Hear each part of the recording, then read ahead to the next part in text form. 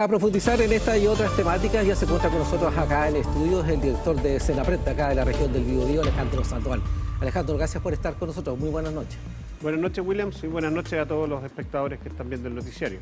Alejandro, a consecuencia de lo ocurrido este fin de semana en Puerto Varas, estamos viendo imágenes que dan cuenta precisamente del momento en que se empieza a producir precisamente este fenómeno. Extrapolando esto con lo que ha ocurrido acá en la región del Biobío, ¿qué características presentan estos fenómenos y cuánto de ellos se deben a las particularidades de las áreas, de los terrenos? Bueno, según nos indica la Dirección Meteorológica de Chile, que es el organismo técnico que tiene la obligación legal del monitoreo y alertamiento de este tipo de amenazas, los tornados se originan cuando hay interacción de masas de aire de distintas temperaturas principalmente y se generan ciertas condiciones propicias para la generación de este tipo de fenómenos meteorológicos. Y en la zona centro-sur del país, y en esta época del año, mayo, junio principalmente, se generan estas condiciones, por lo tanto es un fenómeno que, si bien es cierto, es poco recurrente en nuestro país, sí hay un registro histórico que a lo largo de los años ha ido dejando digamos, una afectación de la cual hay registro y debemos tomar conciencia y aprendizaje de que estos fenómenos, insisto, a pesar de que no son tan frecuentes, sí tenemos que estar preparados para poder enfrentarlos de alguna forma. En ese sentido, hablando precisamente de registros, el 18 y 19 de mayo se produjo uno, pero a escala 0, en la provincia de Biobío. ¿Eso está categorizado así? ¿Fue realmente lo que ocurrió en esa zona? Los tornados, una forma de medirlos es por la escala de Fujita, que va desde la escala 0 hasta la 5 y tiene que ver principalmente con el grado de afectación. De una forma podríamos compararla con la escala de Mercalli, que sirve para medir los sismos y que tiene que ver con la percepción de las personas y cómo afecta digamos, a los objetos.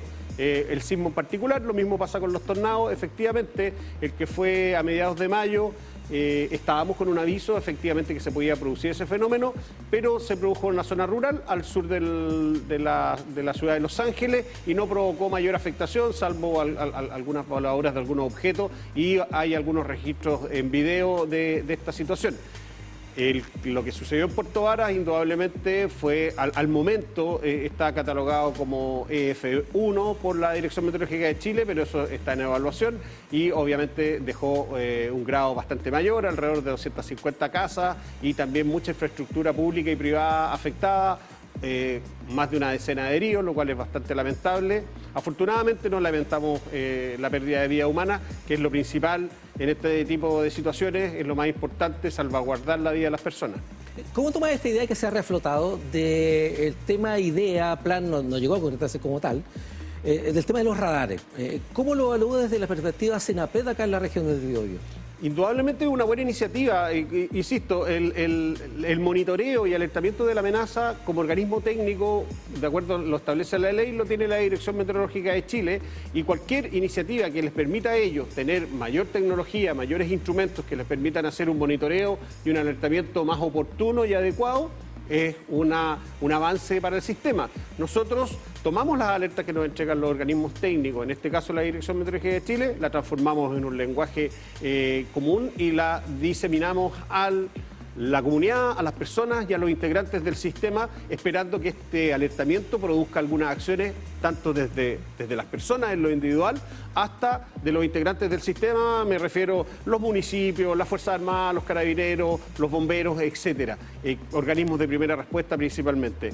En ese sentido, vuelvo al tema de los radares, es una buena iniciativa porque mejora la capacidad de monitoreo del organismo técnico, pero por otra parte no hay que olvidar que eso es una parte de nuestro sistema de alerta temprana. Un sistema de alerta temprana está compuesto por sensores, por tecnología, por la difusión de las alertas, pero también está compuesto por el componente humano, me refiero al comportamiento, en el sentido de las acciones que realizarán las personas con esta información que les estamos entregando, porque estos radares no van a evitar que los tornados se produzcan, no van a evitar la afectación, la destrucción que provocan los tornados, sino que simplemente nos van a dar unos minutos.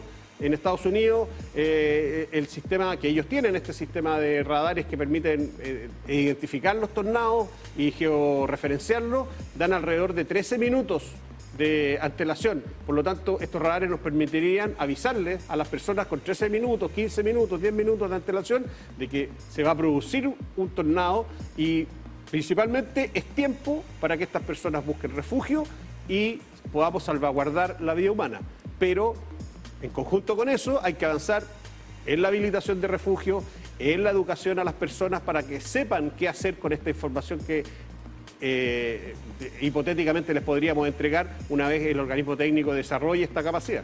Ahí también ha habido otra discusión en torno a la mensajería SAE, de poder ampliarla. Lo último que supimos era de que eventualmente esto se iba a llevar a la licitación. ¿En qué pie se encuentra precisamente esta temática y eventuales cambios a la mensajería SAE? En estos momentos el servicio efectivamente está trabajando en un SAE 2.0, mejorando las capacidades del SAE en el sentido de que nos permita idealmente en un futuro poder llegar a la televisión digital, a las transmisiones digitales de radiofrecuencia, es decir, cuando le hacemos un SAE, este SAE interrumpa las transmisiones de radio y de televisión, como sucede en otros países. El SAE, aún así, es una herramienta muy útil, tal como está disponible, pero insisto, por ejemplo, en este caso en particular, no se activó el SAE porque no estaba la capacidad de la Dirección Meteorológica de Chile de poder identificar un fenómeno.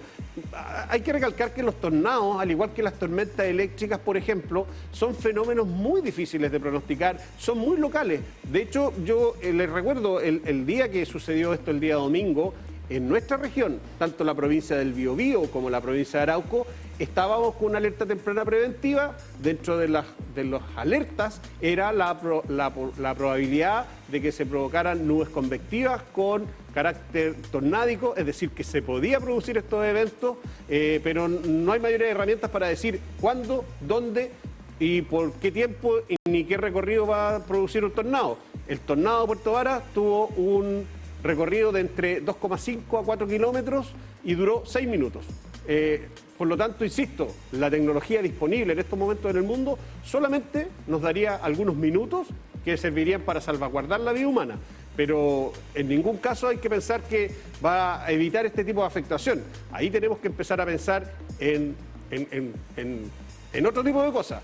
Educar a la población, cambiar la manera de construir, tener presente esta amenaza en el momento en que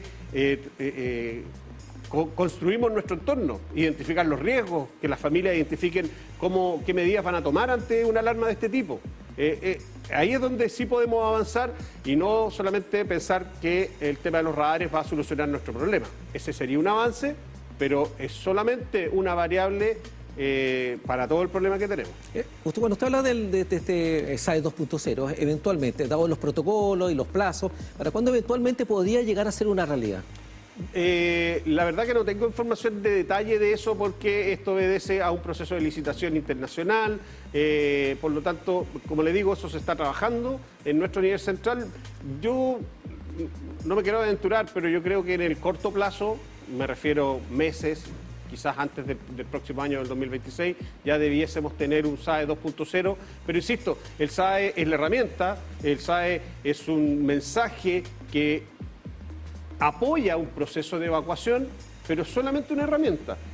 De nada sirve un mensaje si la persona que recibe el mensaje no recibió educación previa o no hizo un proceso de reflexión, un proceso de identificar sus riesgos, de identificar qué acciones va a generar con este mensaje. O sea, y este es el mensaje que yo quiero entregar a la comunidad que no nos están escuchando. La tecnología, los radares Doppler que estamos hablando para la Dirección Meteorológica de Chile, el SAE para Senabret, son una parte, son un aporte a este sistema que compone, digamos, la prevención y respuesta ante desastres. Gran responsabilidad la tenemos las personas que nos tenemos que educar, que nos tenemos que informar y tenemos que tener planes de contingencia individuales, familiares, por barrios, por comunas, etcétera. Bien. Alejandro, gracias por estar con nosotros y comentarnos detalles en qué situación se encuentra la región del Biobío y las consecuencias que deja este paso de este tornado por Puerto Varas, que abre debate una serie de temáticas. Como dice usted, de nada sirve tener planes, proyectos y situaciones, sí que nosotros también tenemos la conciencia pública de también informarnos y de que también nos informen. Así, bueno, de hecho ese es mi último mensaje. Yo invito a las personas que nos sigan en las redes sociales, sigan nuestras recomendaciones en nuestra página web, manténganse informados respecto de lo que está pasando en su entorno a través de los canales oficiales, nuestras alertas, tómenlas en cuenta en el momento de planificar su día a día, especialmente digamos, las actividades recreativas. Tengan en cuenta el grado de alertamiento para que cada territorio entregue a Senapred. Bien, Alejandro, gracias, muy amable. No, muchas gracias a usted. Y ustedes, invitarlo a hacer una pausa en esta edición central de TVU Noticias.